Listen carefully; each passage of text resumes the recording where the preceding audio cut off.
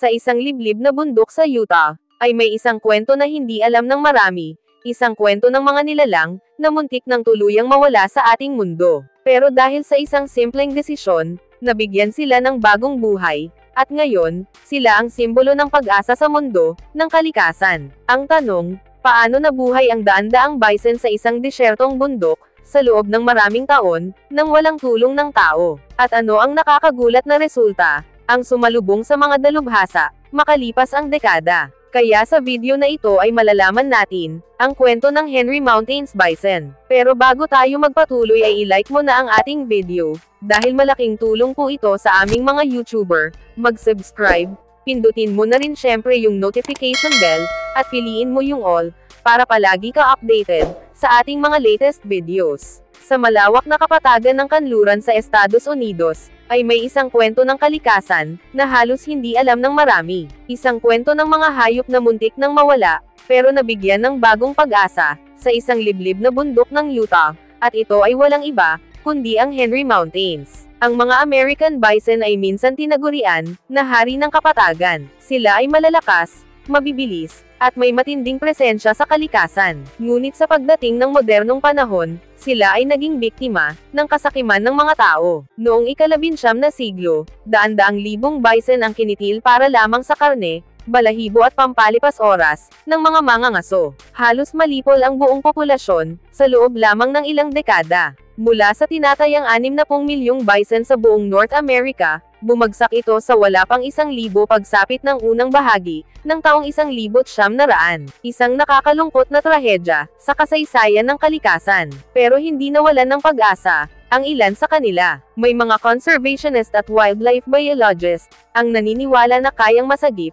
ang mga bison. Ang kailangan lang ay tamang lugar, tamang oras, at tamang pag-aalaga. Kaya naman dito na pumasok ang ideya, na ilagay ang mga bison sa isang ligaw, at natural na tahanan, kung saan malaya silang makakakilos at mamumuhay, na ayon sa batas ng kalikasan. Ang lugar na kanilang napili ay ang Henry Mountains, isang halos hindi nabibigyang pansing bahagi, ng Southern Utah. Walang permanenteng naninirahan dito, walang agrikultura, at kakaunti lang din ang dumaraan. Isang perpektong lugar, kung saan maaaring bigyang panibagong buhay, ang isang halos nawala ng nilalang, na American Bison. Noong taong 1941, pinili ng US government ang Henry Mountains, bilang sentro ng isang tahimik, ngunit mahalagang eksperimento, para sa wildlife conservation. Isinagawa nila ang paglilipat ng 18 bison, mula sa Yellowstone National Park, patungo sa Henry Mountains. 3 lalaki at 15 babae. Isang maliit na grupo, ngunit may malaking potensyal. Hindi sila pinapakain ng tao, hindi sila kinulong sa bakod, dahil ang tanging layunin sa kanila, ay hayaan silang mabuhay, ayon sa dikta ng kalikasan. Isang matapang na hakbang sa panahon, na kontrol ang karaniwang solusyon. Sa una, hindi sigurado ang mga dalubhasa, kung mabubuhay ang mga bison, sa bagong kapaligiran. Iba kasi ang klima dito, iba rin ang vegetation, at walang garantiya ng tagumpay. Ngunit makalipas ang ilang buwan, ay nagsimulang makita ang pagbabago. Unti-unting nag-adapt ang mga bison, sa Henry Mountains. Natutunan nila hanapin ang pagkain, tubig, at ligtas na lugar. Ang mga sumunod na taon, ay naging testamento sa kanilang katatagan, dahil ang 18 na bison ay naging 30, at mula naman sa 30, ay naging 50 na. Hanggang sa dumating ang punto na hindi na mabilang, ang kanilang populasyon. Isa sa mga dahilan ng kanilang tagumpay, ay ang kakaibang yaman ng biodiversity, ng Henry Mountains. May sapat na damo, malinis na tubig, at walang labis na presensya ng tao. Habang lumalaki ang kanilang populasyon, napansin ng mga dalubhasa na ang mga bison na ito, ay may napakapurong genetic makeup, dahil sila ay walang halong lahi ng domestic cattle, at sa wildlife science, ay napakahalaga nito. Ibig sabihin, ang herd sa Henry Mountains ay isang tunay na lahi ng American Bison, hindi hybrid o resulta ng artificial breeding. Bukod sa pagiging ligaw, sila rin ay isa sa mga huling natitirang genetically pure na mga bison sa buong North America. Dahil dito, naging modelo ang Henry Mountains herd ng tamang conservation. Maraming ibang estado at bansa ang nagsimulang bumuo ng sariling program base sa kwentong ito. Habang ang ibang proyekto ay ginamitan ng teknolohiya, bakod o kontrolado na breeding, Ang sa Henry Mountains ay simple lang, at ito ay ibalik sa kalikasan, ang kontrol. Lumipas ang dekada, ang dating 18 bison ay umabot ng higit 400 hanggang 500 bison, isang napakalaking tagumpay ng wildlife restoration. Pero hindi ibig sabihin nito na wala ng problema, dahil sa tuwing lumalaki ang populasyon ng isang hayop, natural na dumarating ang mga isyu, katulad ng kompetisyon sa pagkain at mga resources. Minsan, nagkakaroon ng tensyon sa pagitan ng mga bison at ng mga lokal na ranchers na may alagang mga baka sa paligid. Nag-aagawan sila sa damo, sa tubig, at sa mga espasyo. Dahil dito, sinimulan ng Utah Division of Wildlife Resources ang controlled hunting permits upang mapanatili ang balanse ng populasyon. Mahigpit ang regulasyon sa hunting, at sa bawat taon ay limitado lamang ang pinapayagan at kailangan ng permit mula sa estado. Layunin nito ay para proteksyon at hindi pagsasamantala. Ang kita mula sa hunting permit ay ginagamit naman para sa mga habitat restoration projects at wildlife monitoring sa lugar. Sa kabila ng kontrobersya, ay nananatiling matagumpay ang proyekto. Walang bison na artificial, na pinakain o kinontrol, dahil sila ay tunay na ligaw at tunay na bahagi ng Henry Mountains. Para sa mga Native American tribes, lalo na sa mga katutubong grupo sa Utah, ang presensya ng bison ay sagradong simbolo ng koneksyon sa lupa at kalikasan. Ang tagumpay ng Henry Mountains herd ay tagumpay rin ng kultura. Isa itong paalala na ang respeto sa hayop ay respeto rin sa sarili nating pinagmulan. Sa mga wildlife photographer at ecotourists, ang lugar ay parang paraiso. Isipin mo na lang, makikita mo ang daan-daang bison na malayang namumuhay sa gitna ng bundok, isang tanawing bihira na sa modernong mundo. Hindi mo kailangang pumunta sa zoo, hindi mo kailangang manood sa likod ng salamin,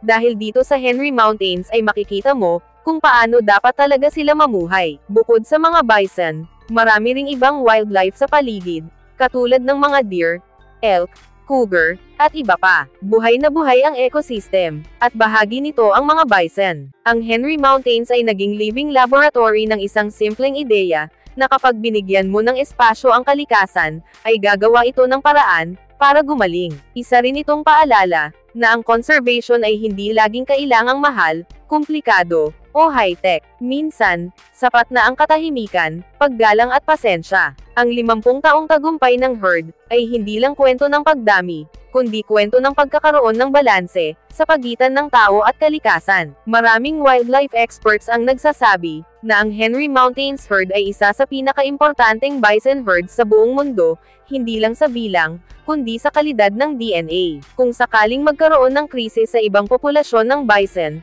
ang herd na ito ang magiging source ng repopulation, dahil sa kanilang purong lahi. May mga panukala rin ngayon, na ilipat ang ilan sa kanila sa ibang bahagi ng bansa, upang simulan ang bagong mga herd, sa iba pang protected lands. Pero ang tanong, dapat ba silang pakialaman pa, o dapat ba silang hayaan na lang, sa kung nasaan sila ngayon malaya, at ligtas sa panganib? Isa ito sa mga patuloy na diskusyon ng mga conservationist. Ngunit malinaw ang isang bagay, na ang Henry Mountains ay naging modelo ng nature-led recovery. Samantala, maraming aral tayo mapupulot dito. Ang una ay kahit halos wala ng pag-asa, basta may tamang aksyon, ay mayroon pa ring pag-asa. Ikalawa, hindi laging kailangan ng kontrol ng tao para mabuhay ang mga hayop. Minsan, ang kailangan lang nila ay katahimikan. Ikatlo, kaya natin itama ang mga pagkakamali ng nakaraan, kung gugustuhin natin. Sa panahon ngayon, kung kailan mabilis na uubos ang mga species, ang kwento ng Henry Mountains ay tila liwanag sa dilim. Isang buhay na patunay, na may posibilidad pa rin mangibabaw ang kalikasan, basta't handa tayong magparaya. Ang mga bison ng Henry Mountains, ay hindi alam ang naging papel nila sa kasaysayan, pero sila ngayon ay simbolo ng tagumpay ng conservation. Dati silang biktima ng kasaysayan, pero ngayon ay bida na sila ng bagong kabanata ng ating kalikasan. At kung may dapat tayong itanim sa isipan, ito ay ang aral ng Henry Mountains, dahil kung tayo ay titigil sa pagwasak, magsisimula ang paggaling. Kaya't wag sana natin kalimutan ang kwentong ito, dahil ang isang bundok sa Utah ay patuloy na nagpapaalala sa mundo, na may pag-asa pa ang kalikasan. Sa simpleng desisyon noong taong 1941, nagsimula ang isang himala na patuloy na gumuguhit ng inspirasyon, hanggang sa ngayon. Sa bawat hakbang ng mga bison sa lupain ng Henry Mountains, Kasabay nito ang pag-ukit ng isang mensahe, na sa katahimikan ng kalikasan, ay kayang mabuo ang himala. Mula sa 18 nilalang na halos wala ng pag-asa, ay naging daan sila ng pagbabalik ng balanse, at ng bagong simula. Sa panahon ng mabilis na pagkasira ng mundo, ang kwento nila ay isang paalala na hindi pa huli ang lahat, na kung kaya nating manahimik, makinig at magpakumbaba, ay maibabalik natin ang ganda ng kalikasan. Sa kwento ng Henry Mountains Bison ay napatunayan, na minsan ang iniwan ng tao, ay siyang piniling buhayin ng kalikasan. Bago tayo magtapos ay i-like mo na ang ating video, dahil malaking tulong po ito sa aming mga YouTuber. Mag-subscribe, pindutin mo na rin syempre yung notification bell, at piliin mo yung all, para palagi ka updated, sa ating mga latest videos. Ikaw, ano ang masasabi mo, sa napaka-inspiring na kwentong ito? Comment mo sa baba ng ating video, yung sagot o masasabi mo, para malaman din namin. Kita-kits tayo, sa susunod na video.